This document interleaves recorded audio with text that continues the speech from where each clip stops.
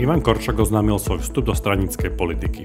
V rozhovore na festivale Atmosféra potvrdil svoje rozhodnutie pridať sa v snahe zabezpečiť nasledujúcich parlamentných voľbách čo najlepší výsledok v súboji s koalíciou.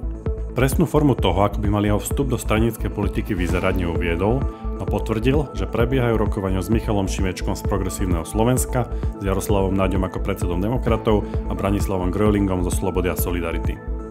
Vraj však stále môže byť aj založenie vlastného politického subjektu. Spolu s týmto vyhlásením sa zverejnili aj výsledky prieskumu agentúry Focus, ako by vyzerala politická mapa po tomto Korčokovom rozhodnutí vstúpiť do konkrétnych politických strán. Najskôr sa však pozrime, ako by vyzerali volebné preferencie v prípade, že by Ivan Korčok nikam nevstúpil.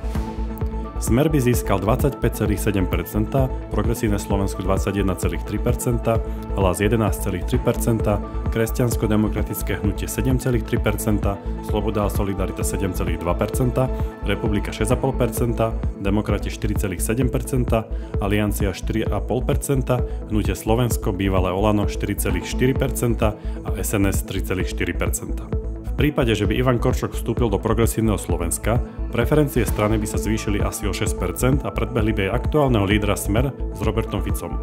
K hranici zvoliteľnosti by sa však dostala strana SAS a Demokrati by tesne prešli do parlamentu. Ak by Ivan Korčok vstúpil do SAS, strana by získala takmer 7% voličov, pričom strana Progresívne Slovensko by klesla o viac ako 5% na 16 percentuálnych bodov. Rozdiel medzi Progresívnym Slovenskom a SAS by bol iba necelé 2%. Pri možnosti, že by Ivan Korčok vstúpil do strany Demokrati, by ich preferencie vyskočili o takmer 8,5% na 13,1%. Naopak 3,5% by stratil Progresívne Slovensko a 3% strana SAS, ktorú by to poslalo mimo parlament. Prieskum sa pýtal aj na možnosť, že by Ivan Korčok založil vlastnú politickú stranu. Takáto možnosť by priniesla jeho strane 14,4% a znížila preferencie Progresívneho Slovenska najviac meraných možností na 15,6%. Zároveň by však poslala mimo parlament strany SAS a Demokrati, ktoré by získali 4,5%, respektíve 3%. Ak by sa stal lídrom spojenia SAS a Demokratov Ivan Korčok, takýto subjekt by získal podobné preferencie 14,5%. Avšak s jedným zásadným rozdielom.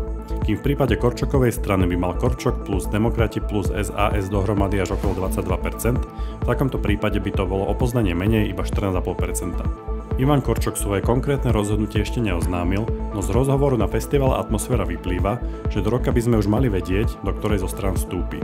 Cieľom Ivana Korčoka je primárne dobrý výsledok demokratických strán v nadchádzajúcich parlamentných voľbách.